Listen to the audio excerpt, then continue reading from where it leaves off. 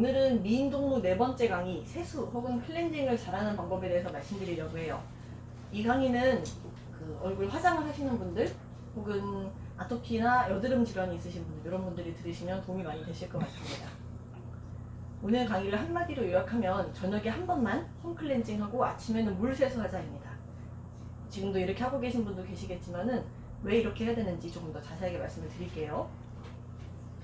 화장을 하시는 분들 중에 얼굴에 화장 노폐물이 남는 게 싫다고 해서 오일 클렌징물을 먼저 하시고 그 다음에 폼 클렌징을 또 한 번 하고, 혹은 클렌징 티슈를 한 번 화장을 닦아내고 한 번 더 폼 클렌징으로 닦아내고, 이렇게 두 번 이중세안 하신 경우가 꽤 있는데, 우리가 사실 연예인들이나 배우분들을 보면은 땀을 많이 흘리거나 물에 들어가도 화장이 그대로 남아있을 수 있게끔 방수 화장을 많이 하거든요. 근데 우리는 그렇게 두껍게 화장을 하지 않아요. 이렇게 화장을 두껍고 진하게 하지도 않고요. 이런 경우에는 굳이 이중세안을 하지 않아도 충분히 한 번만 닦으면은 다 벗겨집니다. 기존에 화장했던 것들이. 그래서 우리가 연예인이나 배우가 아니라는 전제하에 한 번만 깨끗하게 닦아주면 되는데, 어떻게 닦으면 되느냐? 홈 클렌징에 남아있는 계면 활성제 같은 화학 성분들을 내 피부에 최대한 흡수가 덜 되게 하기 위해서 거품을 많이 내요. 열심히 손에서 문지릅니다. 그래서 거품을 내서 얼굴에 꼼꼼하게 문질러줘요. 특히 화장을 하게 되는 눈 부위나 피지 분비가 많은 코 부위를 여러 번 더 꼼꼼하게 문질러 주시면 돼요. 이중 세안을 하더라도 이 과정을 제대로 해주지 않으면 노폐물이 남을 수가 있어요. 화장 잔여물이 남을 수가 있어요. 그리고 미지근한 물이나 따뜻한 물로 깨끗하게 여러 번 헹구어 줍니다. 이 폼 클렌징 얼굴에 남아있는 게 정말 좋지 않거든요. 깨끗하게 씻어주고, 그 다음에 마지막으로 찬물로 아이싱을 해주시면 좋아요. 이렇게 샤워기로 대고 있어도 좋고, 아니면 찬물을 받아서 이렇게 살짝살짝 패딩 하듯이 닦아주시면 좋은데, 또 다른 방법은 냉장고에다가 마스크팩을 넣었다가 그걸 바로 써주시면 그게 또 아이싱이 됩니다.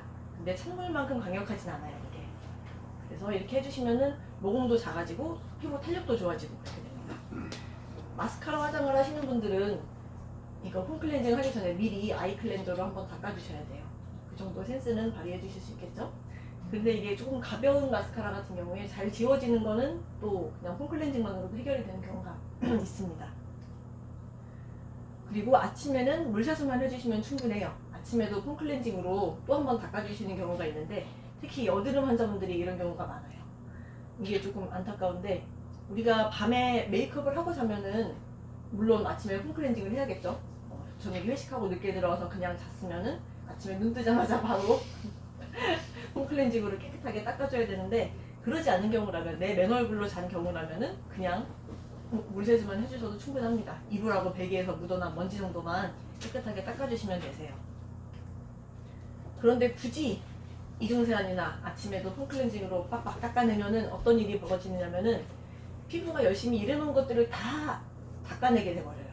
예를 들면은 우리가 이렇게 촉촉하고 당기지 않고 윤기 있는 피부를 유지하기 위해서 각질과 피지선과 한선들이 피지선과 땀샘들이 여러 가지 작용들을 하게 되는데, 특히 피부 가장 바깥쪽에 있는 각질이 물리적인 화학적인 방어막 역할을 먼저 해줍니다. 그리고 우리 피부 결을 결정하는데도 각질이 많은 역할을 해요.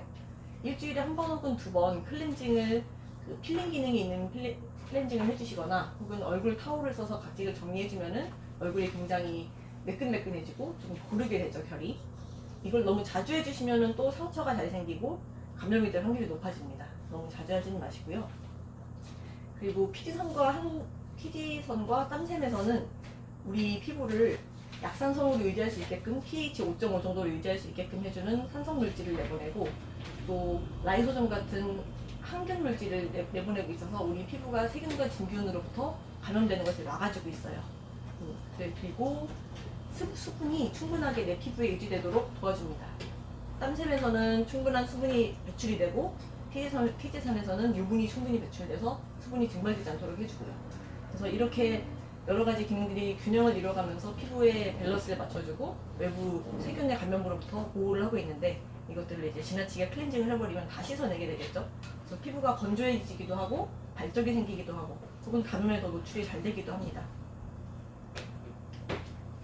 근데 우리 여드름 환자분들께서는 조금 더 클렌저 선택에 신중하셔야 돼요.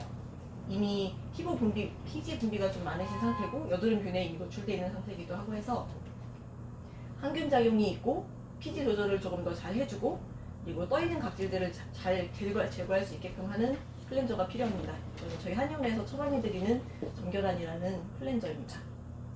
지금까지 어떻게 하면 세수를 제대로 할 수 있는지, 왜 그렇게 해야 되는지 방법을 알려드렸고 방법과 원리를 알려드렸고요. 내 얼굴의 기능을 믿고 제대로 한 번만 닦아주면은 클렌징 해주면은 내 얼굴은 충분히 제 기능을 발휘하고 촉촉하게 유지되게 됩니다.